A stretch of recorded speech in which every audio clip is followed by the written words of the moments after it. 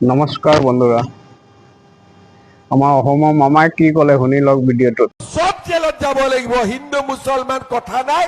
এটাতকৈ বেছি বিয়া কৰালে 7 বছৰ জেলত যাব লাগিব। এতিয়া কবি ঘৰত গৈ হাজবেণ্ডক যে ধৰিব এবাৰ চিএমে।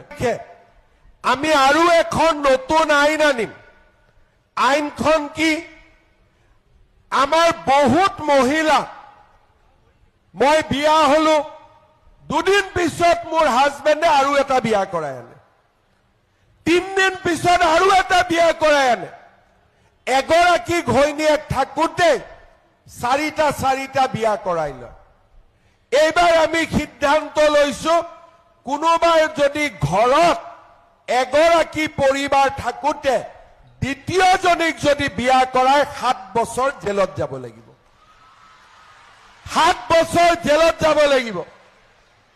কোনোবাই কৈছে যে হিন্দুসকলেতো বাৰু হ'ব, মুছলমানসকলো জেলত যাব লাগিব নেকি? মই ক'লো সব জেলত যাব লাগিব, হিন্দু মুছলমান কথা নাই। এটাতকৈ বেছি বিয়া কৰালে 7 বছৰ জেলত যাব লাগিব। ভাল হ'ব নে বেয়া হ'ব? বাইদেউ, ভাল হ'ব নে বেয়া হ'ব? এতিয়া কবি ঘৰত গৈ হাজবেণ্ডক যে ধৰিব এইবাৰ চিএমে, হয়নে? এইবিলাক কাম আগত কোনেও কৰা নাছিল।